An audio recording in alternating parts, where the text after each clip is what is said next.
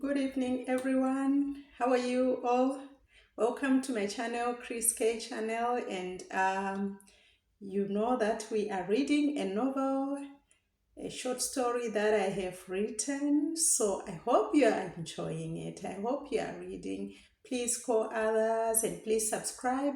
Please, you should subscribe. It doesn't cost you a cent to subscribe to this channel. It just like increases those people who are interested in my channel, right? So guys, please subscribe. Please come on, subscribe, like, give comments. What do you think is going to happen in the next chapter? All those things. Okay, so today we are going to be reading chapter 6 from the novel that I am writing. Today we are on chapter 6. The novel is entitled D, written by your one and only writer and motivator and poet, Christie, Kunje. Right, listen, you're going to enjoy this. So, in this chapter, we meet D, right? D is on his way back from Bridge Border Post. On my way back from Bridge Border Post, I could not sleep a wink. My phone was off because I had forgotten the old and bandaged charger we had. I dreaded getting home. Remember what had happened at the border post? D could not find his passport. What was I going to tell the love of my life?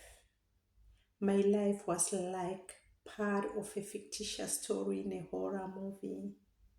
I dreaded getting home. My ego as a man had been bruised.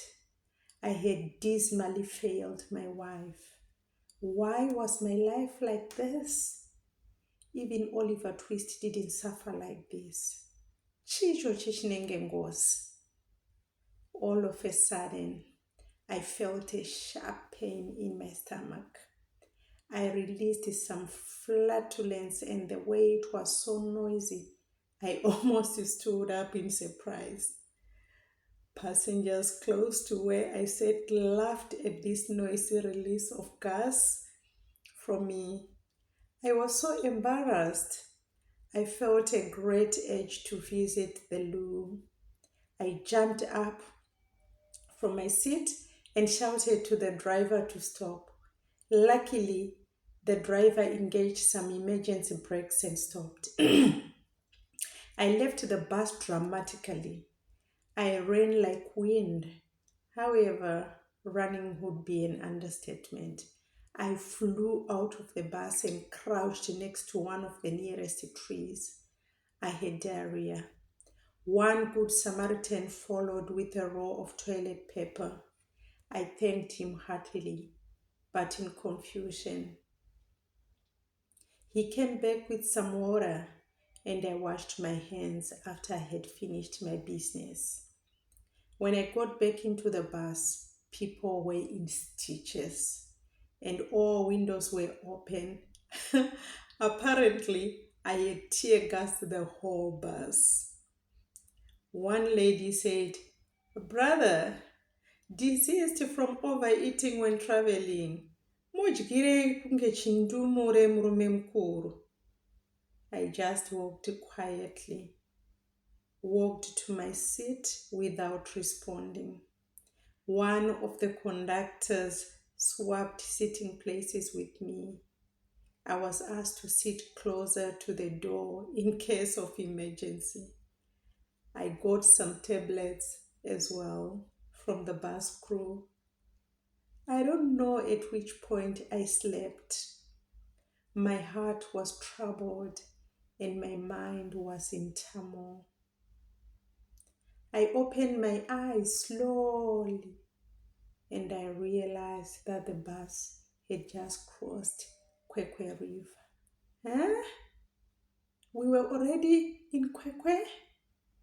I was about to get home. Oh my goodness. This was so shocking for me. What was I going to tell my wife? My heart was troubled again. My heart sank. I was crying inside. How was I going to face my teenage? How was I going to explain everything? I know exactly how we had found the money that had made me to travel to Beitbridge border post. I think by now, my teenage thought that I was already in South Africa. I couldn't imagine her shock when she saw me at the door. My teenage, the love of my life, had worked so hard to get this money, but I had let her down. Yes, I had let her down big time. This is so sad. D is back.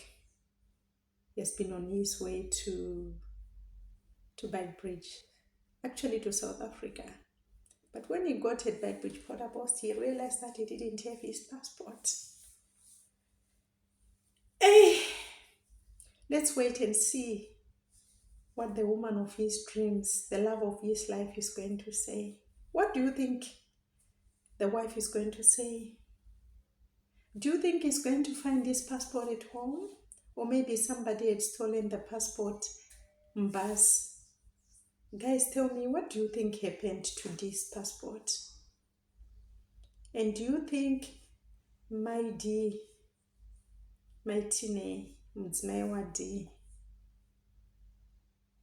achafara nekudzoka kwemurume wake? Obviously, she wouldn't be happy. But maybe she already saw the passport and she knew that the husband was coming. What do you think? Guys, say something in the comment box. Say something, guys. Thank you for listening. You know, reading is healthy. Listening is the best. It's healthy as well. Read a lot of novels. After this novel, I'm writing another one, guys. I'm really enjoying writing this novel. The suspense, the anxiety that it brings. Guys, remember to subscribe, like, and comment to your channel, Kriss K. Thank you for listening.